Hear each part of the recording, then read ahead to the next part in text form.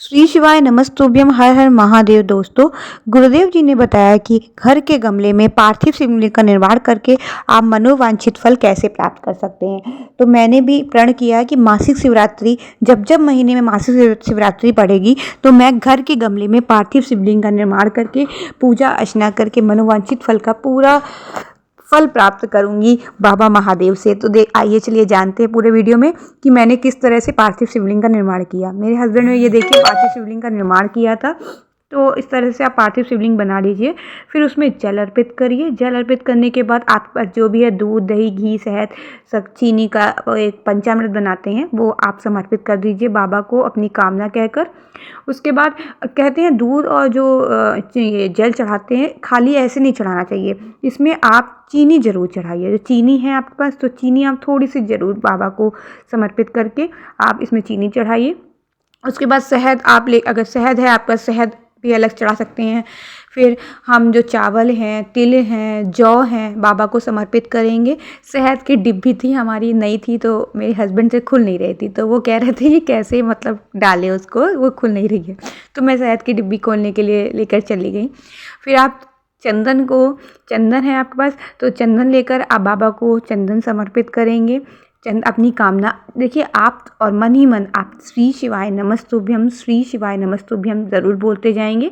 और चंदन समर्पित करने के बाद आपका तिल, अगर तिल है तो तिल आप समर्पित करेंगे। एक काली मिर्च होगी तो काली मिर्च अपनी कामना कहकर आप भक्ति भाव से आप बाबा को तिल, जौ, अक्षत और ये देखिए मेरी ये है जिसमें मैंने सब कुछ बना के रखा है। एक में रोली है, एक में चंदन है, एक में चावल, तिल, जौ मैंने सब निकाला है और एक में ये देखिए काली मिर्च रखी है। बाबा को हम डेली ये चीज़ अर्पित करते हैं, मतलब ये 3 चीज़ मैं अर्पित करती हूँ। और कलावा का ऐसे बना के बाबा को आप समर्पित कर सकते हैं। उसके बाद मेरे पास थोड़ा सा देसी घी गाय का शुद्ध रखा था, उसको भी मैंने चढ़ाया। धूप चढ़ा सकते हैं, धूप अगर आपको मिल जाए तो धूप चढ़ा दीजिए।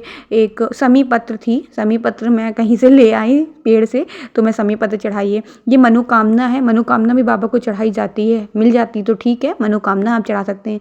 बेलपत्र आप बाबा को बेलपत्र समर्पित कर देते हैं। बेलपत्र जब समर्पित करते हैं तो उसमें चंदन ज़रूर लगा देते हैं आगे तीनों पत्तियों में, और आप बाबा को बेलपत्र समर्पित कर सकते हैं।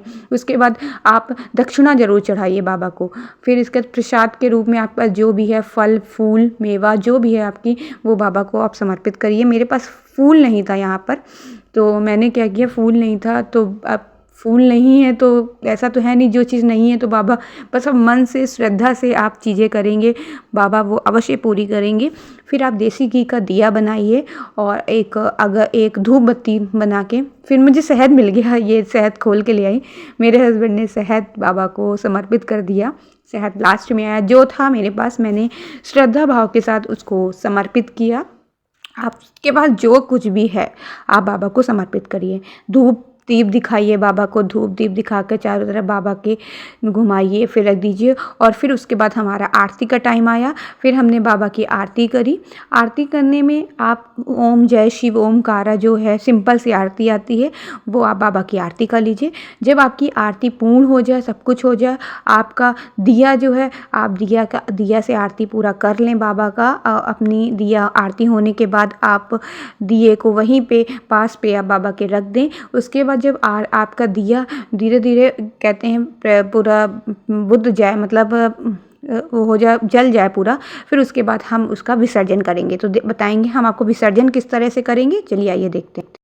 फिर आपकी जब आरती हो जाए तो आप आरती को इस तरह से यहाँ पर ऐसे गमले में आप रख देंगे और आचमन कर देंगे पूजा पाठ करने के बाद। फिर आपकी जब आरती मतलब देखिए जैसे मेरी ये दीपक हो गया, तब आप दीपक को हटा दीजिए। 20-25 मिनट बाद आपका फल जो है वो किनारे कर दीजिए। जो भी आपने बाबा को चढ़ाया है, प्रसाद है, फूल है, फल हैं, जो भी चढ़ाया है वो सब वहाँ से हटा दीजिए आप, और हटा कर आप किनारे साइड में रख दीजिए। आप किसी को ये चीज़ आप दे सकते हैं, जो गरीब हो, जो बाहर आते हैं उनको ही आप ये दान कर सकते हैं।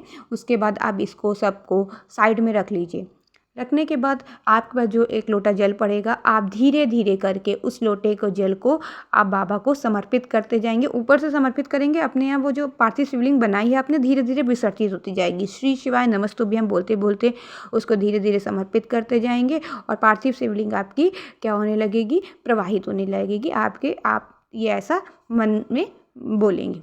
और इस तरह से मेरी जो पार्थिव शिवलिंग है, देखिए मैंने आपको दिखाया, ये देखिए पूरा विसर्जित हो गई है और बाबा मेरी सारी मनोकामना, सारी इच्छा पूरी करे। ऐसे आप भी घर पर पार्थिव शिवलिंग का निर्माण करके उसका विसर्जन कर सकते हैं।